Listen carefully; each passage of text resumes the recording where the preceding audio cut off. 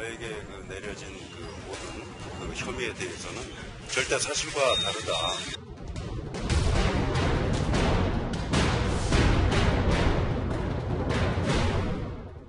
마지막으로 제 아내 강주은 씨께 사과드리고 싶고요.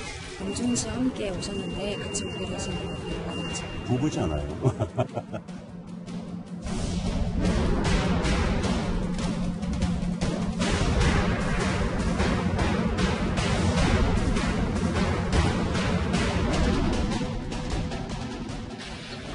이렇게 정장을 입는 날이 많지는 않아요. 우리는 좋은 이유면 참 좋겠어요.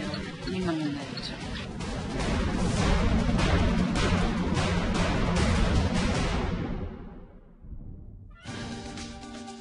지난 1월 보복 운전 혐의로 기소된 배우 최민수 씨의 첫 번째 공판이 오늘 열렸습니다. 그런데 강력하게 혐의를 부인했습니다. 억울하다는 입장이었죠.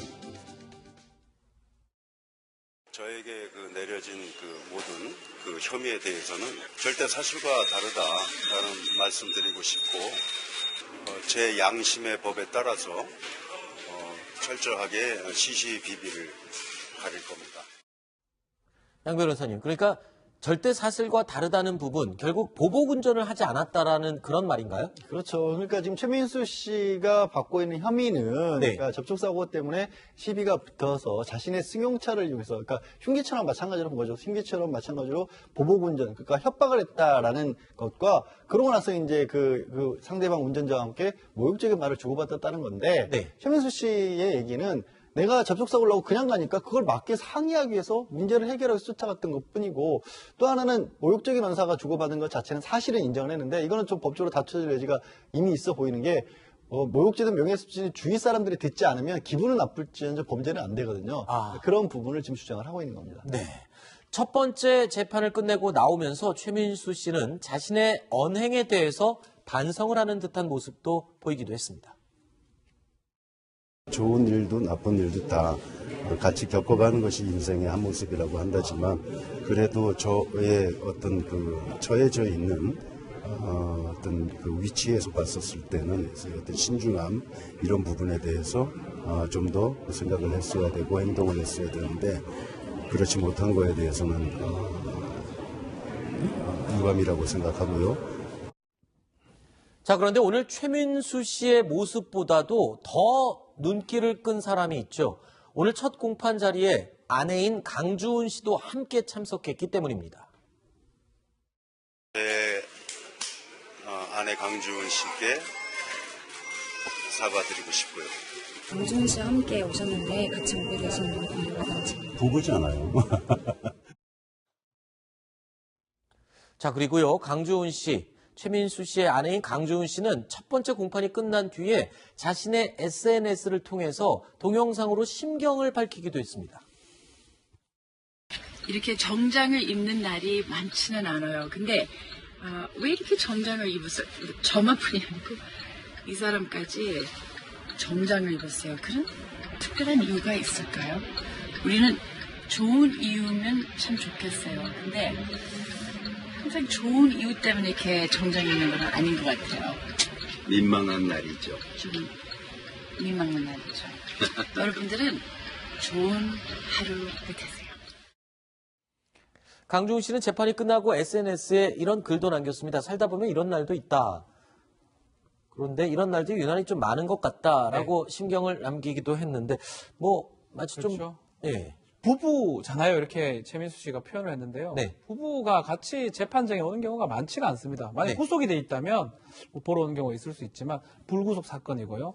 부부잖아요 하면서 같이 오는 모습, 또 이렇게 동영상을 남기는 모습, 연예인 가족이고 하니까 이해는 하면서도, 또 한편으로는 현행법이라는 부분하고 또 자신의 어떤 떳떳한 부분하고는 다른 부분이 될 수가 있거든요. 그런 부분이 좀 어색한 부분은 사실이긴 하고, 재판이라는 것은 법에 따라서 판단을 받는 거기 때문에 스스로가 떳떳하다 하더라도 법적으로 잘못될 수 있는 부분도 있기 때문에 좀 지켜봐야 될 부분 같습니다. 또 그런 부분을 아내가, 또 강주은 씨가 또 언급을 하지 않았나. 재판도 받을 때도 있고 도울 때도 있고 이런 얘기를 한 것 같습니다. 아니, 그리고 또 강주은 씨가 최근에 이 부부가 같이 출연한 예능 프로그램에서 최민수 씨의 이 보복 운전과 관련된 이야기를 방송에서 또 꺼냈어요. 네. 그러면서 보복 운전 논란이 알려진 것도 역시 이제 일어난 것도 부부가 떨어져 있을 때 생긴 일이다. 그러니까 냅두면 안 된다. 항상 좀 있어야 한편으로는 된다. 야, 예. 이게 뭐 말이 맞는지 모르죠. 법정 대리인 같은 그런 발언이거든요. 그렇죠. 네. 보호자라고 표현하죠. 지금 같이 재판받으러 가면서 부부잖아요 하면서 옆에서 안전장치라고 지금 표현하고 있는데 네. 옆에서 지켜주고 또 강주은 씨가 있는 때는 아무 문제가 없는데 그래요. 몇 번 조금 사고했었잖아요. 사고했을 때마다 강주은 씨가 옆에 없었어요. 외국 갔을 때, 딴 데 갔을 때 막 그런 얘기를 하고 있기 때문에 모르겠습니다. 두 부부를 뭐 우리가 판단하기는 뭐하지만 어쨌든 간에 강주은 씨가 최민수 씨의 안전장치다. 뭐 이 말을 하고 있는 방송에서 여러 번 저도 느낀 점인데 최민수 씨를 강주은 씨가 이렇게 아이 다루듯이 남편이지만 아이 다루듯이 하는 모습을 좀 많이 느낄 수 있었습니다. 시청자 여러분들도 많이 느끼셨을 텐데 그런데 오늘 취재진들이 참 많이 모였거든요. 이 자리에서 여러분들도 떠올릴 수 있는 그 최민수스러운 모습도 많이 포착이 됐습니다. 그래서 저희가 그런 장면들만 한번 모아봤습니다. 무거울 테니까 내가 들어줄게요. 아니요. 수고하세요. 식사하고 오시고 점심시간 됐으니까 차 한잔 마시고 그러면 아마 법정에서 나올 겁니다. 연예인으로서 오늘 한마디 해주신다면 누구?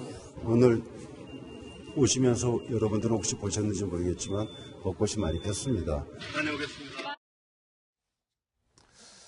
그러니까 보통 사람들은 참 하기 힘든 행동인데 연예인이고 배우고 그래서 저런 행동이 나왔을 거예요. 아까 무거운 거 들어준다고 얘기했던 그 상대방은 기자였습니다. 마이크 들고 있는 기자에게. 네.